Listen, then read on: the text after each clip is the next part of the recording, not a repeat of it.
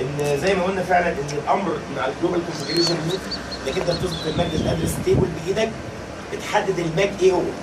هو في السؤال بيقول لك ان في هوستس، في زوار، انا ما اعرفش المكان بتاعتهم، بس هم احيانا البورت المهيئه اللي يبقى عليها يوزر واحد هم بيوصلوا فيها هب فيبقى عليها اكتر من يوزر. فانا عايز امنع العمليه دي، يبقى اخلي الماكسيمم 1 بس. من غير تحديد لان انا ما اعرفوش اصلا. فانا ما خدتش بالي تماما من نقطه النص.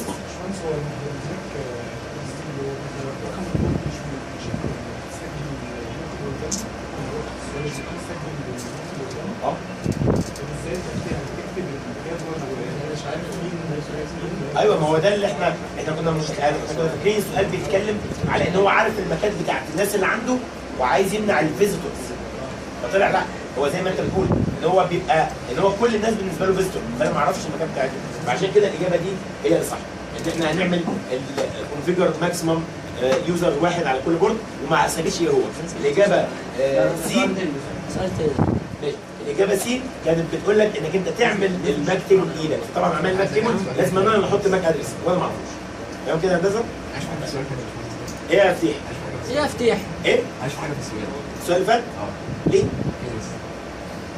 هات السؤال اللي فات اهو. اللي فات اللي فات بحث اللي بعده، بحث السيف ده. استنى يا عشر. خلاص؟ ايه؟ خلاص كده يعني؟ كويس. المشوار ده كله تجري بقى بسرعه قبل ما ياخد باله من اي حاجه. بص انت كده. بسرعه! بص انت كده. بص لي انت كده.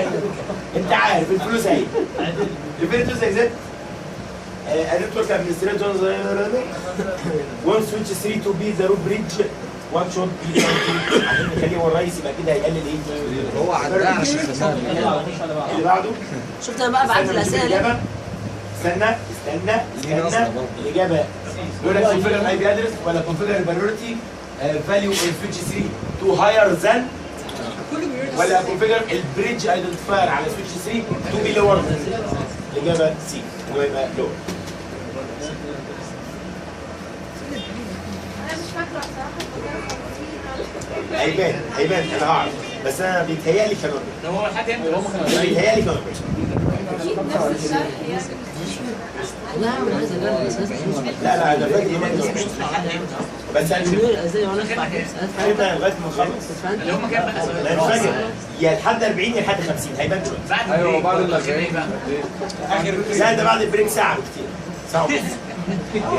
الساعه 8:30 دلوقتي ساعه. يا عم بقى خلاص بقى ده اخر الكورس، خلاص بدنا مواعيد. يا راجل بحبحها شويه. كويس. النتورك دي رجاله عايزين تغرمونا صح؟ رجاله كان اختبار للناس بس كده. نازل كده وريها كان ايه مطلوب فيها. والله كنت بختبركم.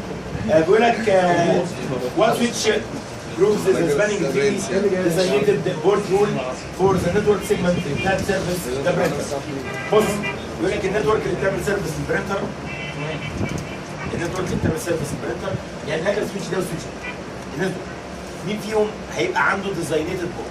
طبعا احنا نقدر نعتبر ان الهب ده مش موجود وكأن دي متوصله كده. اني بورت بقى يا رجاله، دي ولا دي اللي هتبقى ديزاينيتد بورت؟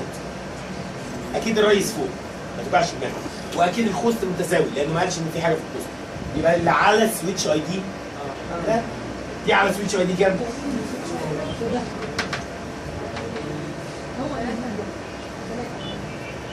هو دي 73 واحد؟ لا 7 3 4 دي 4. يبقى طبعا البورت على السويتش كام؟ سويتش 3. ده ما ينفعش؟ سويتش 3. What are the valid reasons for a switch to deny a port access to a new devices when a port security is enabled؟ لو انت عامل اوامر البورت سكيورتي سويتش بورت سكيورتي، ليه ممكن معلومه تيجي للسويتش ويرفض؟ هل لان الدينايد ماك، الماك اللي هو رفضه ده have already been learned or configured on another secure interface in the same VLAN؟ في انت عامل سويتش بورت سكيورتي كوماند، في فريم جه سويتش قام رافضه، رمى الفريم ده او قفل البورت، يعني عموما اتعامل معاه بروجيكشن. ده ليه؟ هل لان السورس ماك او الدينايد ماك، الماك اللي هو رفضه ده بالفعل هو متعلمه على بورت قبل كده؟ معلش ليه لا؟ واحده مش لما بتقول لو انا عاملها سويتش بورت سكيورتي ماك ستيكي مثلا، انا اتعلمت الماك ايه على البورت رقم 1، ما ينفعش يظهر الماك ايه على اي بورت ثانيه، الاجابه منطقيه 100%. ولا ان الدينايد ماك ادرس ار statically configured on the board، هو لما يبقى configured على البورد لما يجي لي ارفضه؟ لا طبعا. ولا المينيمم ماكس ثريشولد هاز بين ريتشد ثريشولد فاليو، ولا الابسوليوتنج، ولا ايه دي؟ الابسوليوت ايجنج تايمر فور ذا دينايد ماك ادرس هاف اكسبايرد. طبعا الاجابه رقم 8. اللي بعده اكسبلانيشن، هو عمال يشرح لك شويه حركات وحاجات. اقروا يا جماعه الاكسبلانيشن دي. ده كله تبع الاكسبلانيشن ده.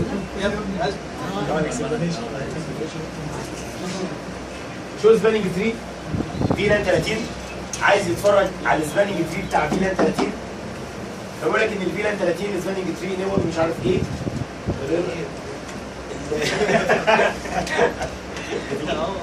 لا يا راجل الفيديو الكلام ده خلي بالك. بس ده كمان تغيير. طيب بص يا رجاله، الكلام ده في الفيديو. ايه؟ الكلام ده في الفيديو. ايه؟ الكلام ده في الفيديو. الباشمهندس بيغير كمان بيغير. بص يا رجاله، عمل شو سباننج تري فيلان 30. ايه الكلمه دي؟ الروت اي دي البريت 24000 شباب، بريت 24000 دي ديفولت ولا اقل؟ اقل طبعا. الادرس كذا، ذيس بريدج ذا روت، احنا واقفين على الرئيس يا رجاله، اللي له كذا والبريدج كذا.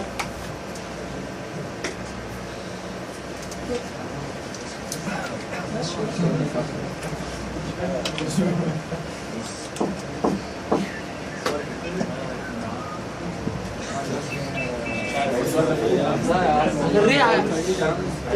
هو قايل لك ذيس بريدج ذا روت. طيب بصوا يا شباب، السؤال ده فيه خلاص بصوا يا رجاله، احنا واقفين على الرئيس، كل البورتات بتاعته ديزيجنيتد بورتس او ديزيجنيتد بورتس نازل كده، يقول لك ذا اوتبوت ذات شون از جنريتد. ما في اجابات ثانيه يا غالي. هو انا بقى اختار منهم ثلاثه يعني يا جدعان. انا مش عارف بقى، الناس تشغل دماغها. يعني انت شايف دماغنا على الفتاح، مش هبقى اختار منهم ثلاثه يعني. تلكتني على الفتاح ومفيش. طيب ويتش 3 ايه الثلاثه اللي صح؟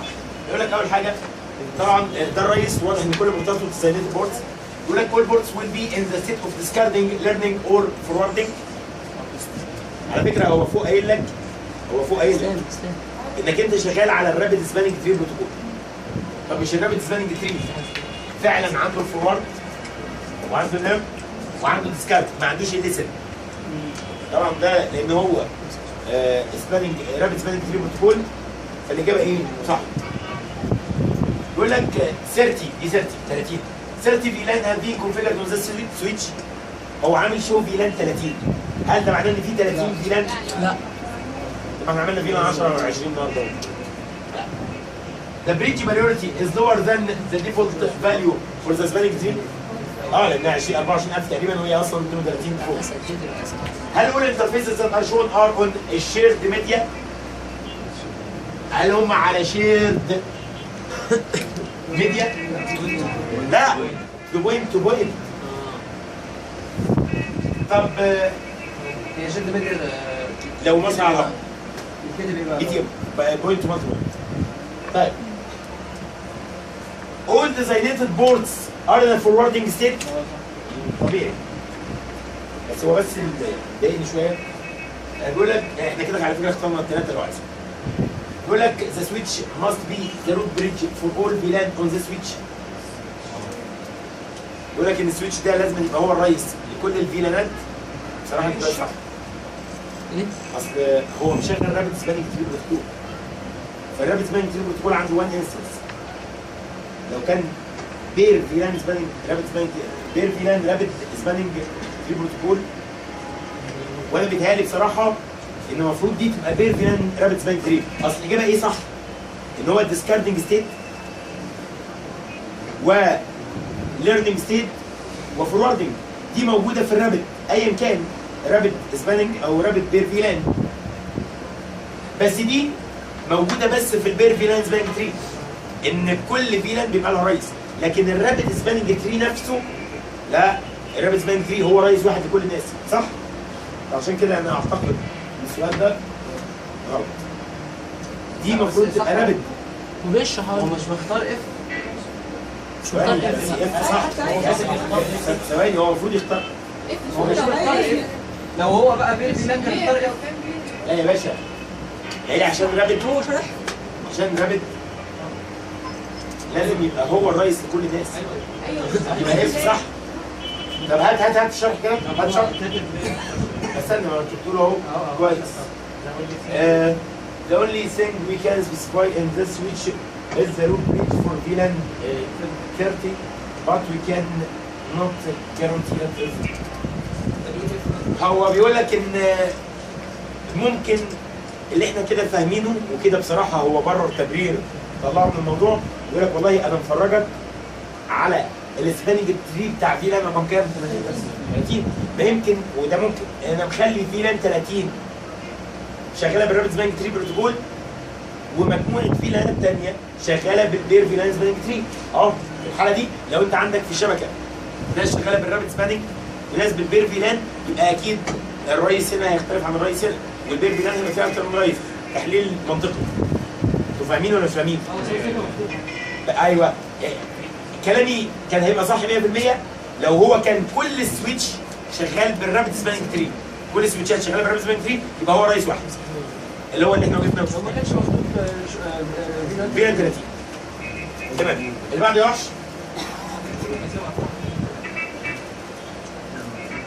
بصوا يا شباب، دول سويتشين. السؤال ده مشهور قوي. هو واقف على سويتش 3 وعمل شو انترفيس باس سبميت 0 على 1. نزل كده لقى 741 انبت ايرور. في 741 ايرور على الانترفيس دي، منهم 738 ايرور سي ار سي. دي مشكله ايه؟ بيديك في اختيارين، بيقول لك تشيك ترانك انكابسوليشن واختيارين تشيك ديوبلكس انكابسوليشن.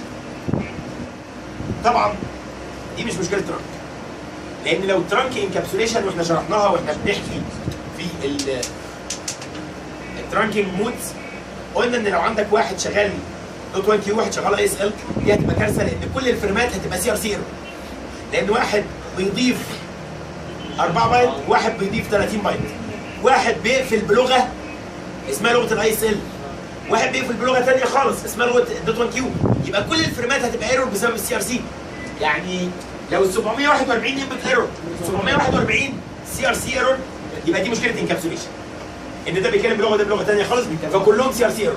يبقى دي مستحيل تبقى مشكله انكابسوليشن، يبقى مشكله ايه؟ دوبلكس. واحد عامل فول وواحد عامل هاف. طب مش الاثنين سويتش؟ السويتش مش المفروض الديوبلكس عليه بايه؟ فول. طب وريني كده السويتش ده فول ولا هاف؟ بالراحه كده. فول ديوبلكس. يبقى سويتش 3 اللي احنا واقفين عليه فول. يبقى مش هو ده اللي هتشيك عليه، هتشيك على مين؟ على التاني، ممكن يكون عامل نفسه هاف. يبقى الاجابه سي اللي هو هتشيك ديوبلكس. بي وسي بيقول لك تشيك ديوبلكس، بس واحد بيقول لك على سويتش سي وواحد بيقول لك على سويتش اي. لا، على سويتش اي، لان احنا واقفين على سي. حسبي الله. 337. بصوا يا رجاله، ده زي ديباج كده على سويتش، او سويتش بيقوم، او دي لوجات بتطلع لك سويتش. بس من ضمن الحاجات اللي باينه قوي بيقول لك ان الانترفيس فيلان. على فكره هم في السي سي ان اي بيقول لك خلي المانجمنت فيلان هي فيلان رقم 1. معايا؟ يعني بيقول لك خلي دايما فيلان رقم 1 دي بتاعت كل الناس اللي عليها اكتف، فخليها هي دي المانجمنت فيلان. بيقول لك خلي بالك ان الانترفيس فيلان 1 تشينج ستيت تو ادمنستريتيفلي داون. انترفيس فيلان 1 مقفوله قبل الداون، بس السويتش ده ينفع نتلت عليه او نبنج عليه؟ طب داون كده وريني الاختيارات ايه؟ وبقيه الانترفيسز اللي هي الانترفيس الحقيقيه بقى بيقول لك بتحول لارض مش عارف ايه. بقول لك which of this statement correctly describes the state of the switch once the boot process has been completed. بيقول لك as فاصل سبنيت 0 على ال 12، الانترفيس فاصل 0 على 12 دي اخر انترفيس قامت. will be the last to come up. اخر حد قام. it will not be blocked by spanning tree. اخر انترفيس قامت مش هتتقفل بالسبانينج تري. مين اللي قال كده؟ مين اللي قال ان اخر انترفيس قامت؟ لا، ده في انتخابات ورقم البورت ومش عارف ايه. اكيد. بيقول لك ان الريموت اكسس مانجمنت اوف ذيس سويتش ويل نوت بي بوسيبل without configuration change. مش هينفع ان احنا نعمل ريموت اكسس للسويتش ده من غير ما نغير. طبعا لان الانترفيس المانجمنت اللي هي الانترفيس دي لما معمول لها شت داون، يبقى لازم نغير ونخليها نعمل لها شت داون ونفتحها عشان نقدر نعمل ريموت مانجمنت. ولا مور فيلان ويل نيد تو بي كريتد فور ذا سويتش. محتاجين نعمل فيلان كتير. اعرفها بنيتي ولا يعني ليه محتاج اعمل فيلان كتير؟ طب بيقول لك the switch will need a different iOS code in order to support the VLANs and the spanning tree. محتاجين ان احنا علشان نشغل VLANs والسبانينج تري محتاجين نغير الاي اس. طبعا كلام عقيم. اللي بعده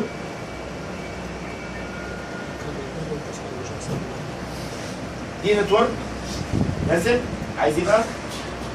يقول لك مين اللي هيبقى الرئيس؟ استنى يا عم.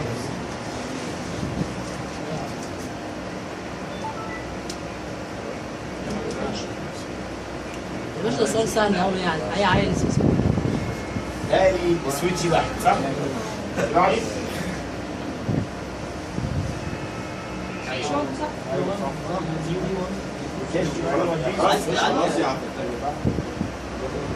which two commands can be used to verify a trunk link configuration status on switch. عايز يعرف مين الانترفيس ترانك والانكابسوليشن عليها ايه؟ هل امر اسمه شو انترفيس؟ الامر ده الاختيارات دي فيها كلمه انترفيس زياده. يعني شو انترفيس ترانك ولا شو انترفيس سويتش بورد ولا شو انترفيس بريف ولا شو انترفيس فيلان؟ تشوز دول. شو انترفيس ترانك وشو انترفيس سويتش بورد. شو انترفيس سويتش بورد بيقول لك ان البورت دي نوعها ترانك ولا اكسس واخده انكابسوليشن. اخر سؤال تقريبا which is هل المايكرو سيجمنتيشن على فكره ده اخر سؤال. المايكرو سيجمنتيشن decreases the number of collisions on the network. ركز بقى الله يكرمك عشان ايه؟ المره اللي فاتت غلطنا في المايكرو سيجمنتيشن اللي هو الديديكيتد باصص على السويتش. بتديكريز النمبر اوف الكوليجنز. صح، بتديكريز النمبر اوف الكوليجن ولكنها بتنكريز النمبر اوف الكوليجن دومين. بتديكريز النمبر اوف الكوليجنز وتزود الكوليجن دومين وتديكريز الكوليجن سايز. الاجابه ايه صح؟ مايكرو سيجمنتيشن ايه؟ اللي هي الديديكيتد باص اللي اتشملت اللي بتفتح ما بين سويتشات مع بعض، ما بين البورتات وبعضها ما بتتكلم. بيقول لك if a switch receives a frame for an unknown destination it uses the ARP to resolve the address. السويتش لما تجيله معلومه هو مش عارفها بيعمل ARP بيبعتها لكل الناس. اللي بيعمل ARP ده بيسي. السبانينج تري بروتوكول allows switches to automatically share the VLAN information. السبانينج تري ده اللي بيخليك تشير الفيلان. ماله بالك؟ ان a properly functioning network الشبكه اللي شغاله كويس كده. الاجابه ايه صح؟ هو 2 3 switched puzzle each switched segment will contain one root bridge. عندك رايز واحد with all its ports in the following in the forwarding states. هي designated.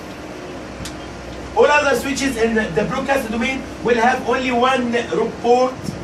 بيقول لك الشبكه اللي شغاله بيبقى فيها رايز والرايز كل بورتاته بتفورورد designated. وكل الناس الثانيه بيبقى عندها بورت اسمها الروت بورت بتوصلهم للرايز. طبعا. Establishing VLANs increases the number of the broadcast domain. يعني عندك فيلانات ده بيزود البرودكاست دومين. طبعا.